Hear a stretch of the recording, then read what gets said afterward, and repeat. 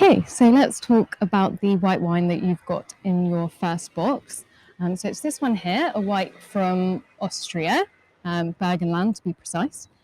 Now, Austrian wine is still not readily available in the supermarkets. Chances are if you have had one, it will probably have been a white, as the reds are less available.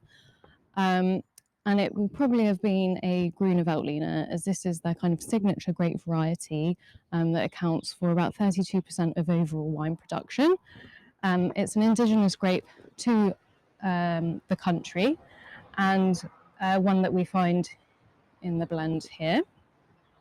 It's typically known for producing high acidity wines that are really sort of almost mouth-tingling, with flavours of grapefruit, lime and white pepper. They're wines that act as a great palate cleanser and go really well with foods like seafood or white meat, but also slightly richer style dishes. If you think of Austrian food, it's all about schnitzel and quite sort of filling wintry dishes. Also surprisingly works really well with spicier kind of Asian style foods too. So with this particular wine, Gruner Veltliner is blended with two other indigenous Austrian grapes. So you've got one called welschriesling, which is neither Welsh nor related to Riesling, and another called gemischter satz, which is really unusual to see. It's also blended with an international grape called Sauvignon Blanc. I'm sure we're all familiar with this grape here. You definitely get some of the flavour characteristics of Sauvignon Blanc. So again, grapefruit, citrus, a little bit of gooseberry, and that crisp acidity as well.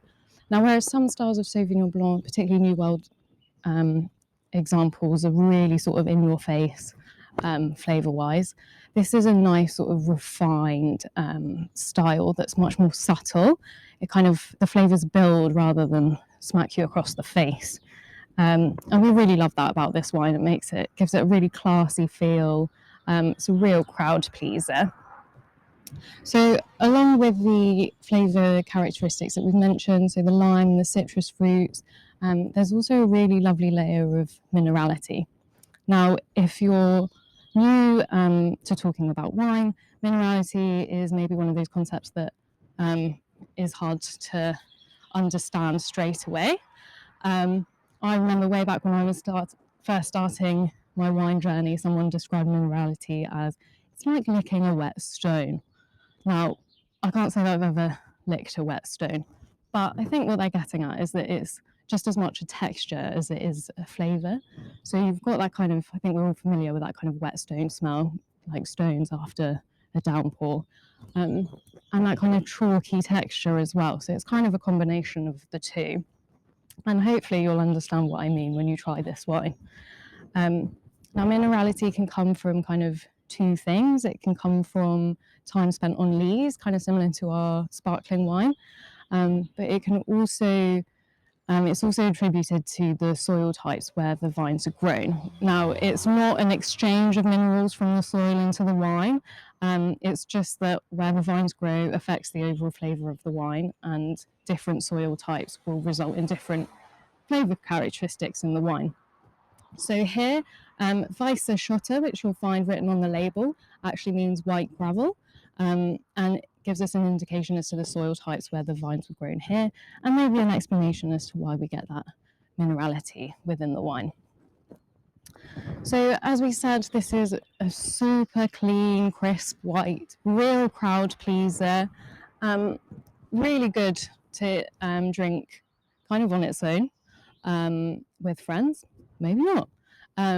Really good with, as I said, seafood, you know, a fish dish where you want the fish to be the star of the show and you don't want a wine to overpower it.